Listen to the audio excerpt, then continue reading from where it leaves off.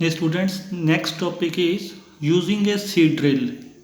A seed drill can be pulled across the field using bullocks or tractor. ये देख लो, ये diagram में जो रेड सी है ये सीड ड्रिल होती है। इसको पुल किया जाता है या तो बुलॉक्स की हेल्प से पुल कर सकते हैं इसको, या ट्रैक्टर की हेल्प से। ट्रैक्टर की हेल्प से ये पिक्चर में शो किया है इन्होंने।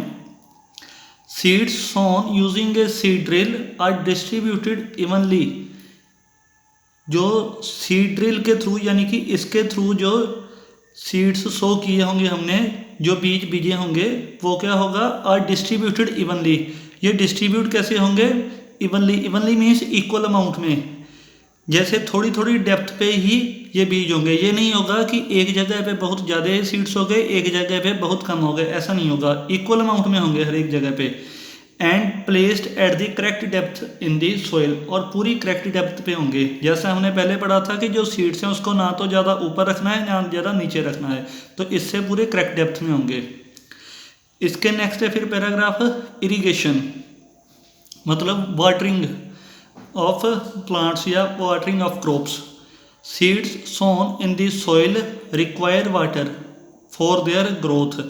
जो सीड्स हमने अब बीज दी हैं सॉइल में, उनको वाटर चाहिए अपनी ग्रोथ के लिए। Water requirement differ from crop to crop. जो वाटर चाहिए हमें वो डिफरेंट चाहिए हर एक क्रॉप के लिए, सेम नहीं रिक्वायरमेंट होती हर एक क्रॉप के लिए। किसी क्रॉप को ज़्यादा पानी चाहिए होता है, किसी क्रॉप को कम पानी चाहिए होता है। फॉर इंस्टेंस, फॉर जैसे एक एग्जांपल ले ली इन्होंने, paddy needs a constant supply of water. जो पैडी है उसको कांस्टेंट सप्लाई चाहिए होती है पानी की। Whereas wheat requires water at regular intervals. पर जो वीट है इसको थोड़ी थोड़ी देर बाद इरेगुलर इंटरवल में पानी देना पड़ता है। Rainfall is one of the sources of water for crops. एक तो हमारे पास जो वाटरिंग है उसके लिए जो नेचुरल सोर्स है वो रेनफॉल है।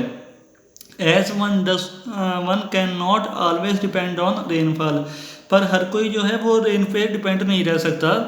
Other ways of supplying water to crops have been devised. इसीलिए कुछ और मेथड अपने आप जो ह्यूमन बीइंग है उन्होंने इन्वेंशंस की है ताकि क्रॉप्स को पानी दे सकें।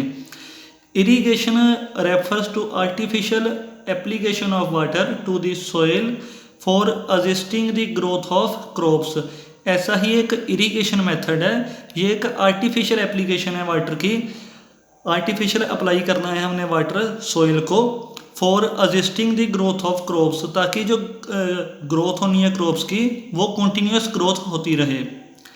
Water for irrigation is obtained from wells, rivers, lakes, reservoirs and tube wells.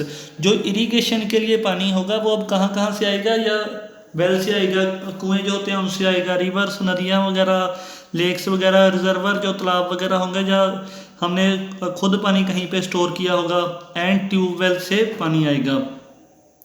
Methods of irrigation can be considered under two broad categories. जो इसके मेथड है इरिगेशन के, इनकी दो बड़ी कैटेगरीज हैं। एक ट्रेडिशनल मतलब पुराने वाले मेथड एंड मॉडर्न, और एक न्यू मेथड जो है। स्टूडेंट्स नेक्स्ट पढ़ेंगे अब हम ट्रेडिशनल मेथड्स, मतलब जो पुराने मेथड्स थे। Canal irrigation, furrow irrigation, chain pump, मोट, ढेकली, राहत, water wheel are some of the traditional methods of irrigation.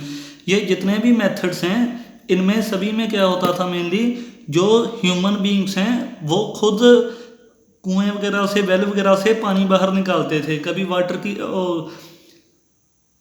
कभी व्हील्स की हेल्प से, कभी किसी और चीज़ की हेल्प से, जैसे बल्द वगैरह होते हैं उनकी हेल्प से पानी बाहर निकालते थे कुएं से और खेतों में देते थे। जो ये वाले मेथड है ये काफ़ी चीपर हैं, ये काफ़ी सस्ते मेथड हैं, but often lead to wastage of water, पर इनसे वेस्टेज भी होती है काफ़ी वाटर की। नेक्स्ट है मॉडर्न मेथड्स। अब मॉडर्न मेथड्स आ गए। Sprinkler irrigation and drip irrigation are examples of modern methods of irrigation. जो स्प्रिंकलर इरिगेशन है, ड्रिप इरिगेशन, ये एग्जांपल्स हैं मॉडर्न मेथड्स की। ये हेल्प काफ़ी करती हैं वाटर को सेव करने में। अब स्प्रिंकलर इरिगेशन आ गया पहले। Is a method that involves pumping water under pressure through nozzles and spraying it over the soil like artificial rain. जो स्प्रिंकलर इरिगेशन है ये एक ऐसा मेथड है जिसमें पंप किया जाता है वाटर को हाई प्रेशर के साथ थ्रू नोजल, मतलब उसके मुंह के through, and spraying it over soil, और मिट्टी के ऊपर इसको स्प्रे किया जाता है जैसे आर्टिफिशियल रेन हो रही हो। यह डायग्राम में देख सकते हो आप, डायग्राम में सेम ऐसे एक्सप्लेन किया है। इसके नोजल के थ्रू जो पानी है वो स्प्रे होता रहता है। This method is particularly effective for irrigating uneven land and areas having Sandy soil. इस मेथड को हम मेनली वहाँ पे यूज़ करते हैं जहाँ पे अनइवन लैंड हो, मतलब बराबर ना लैंड हो, कहीं पे ज़्यादा ऊंची हो कहीं पे ज़्यादा नीची हो, ऐसी लैंड पे अप्लाई करते हैं। और यहाँ पे सैंडी सॉइल होती है वहाँ पे इस मेथड को अप्लाई करते हैं हम। नेक्स्ट है ड्रिप इरीगेशन।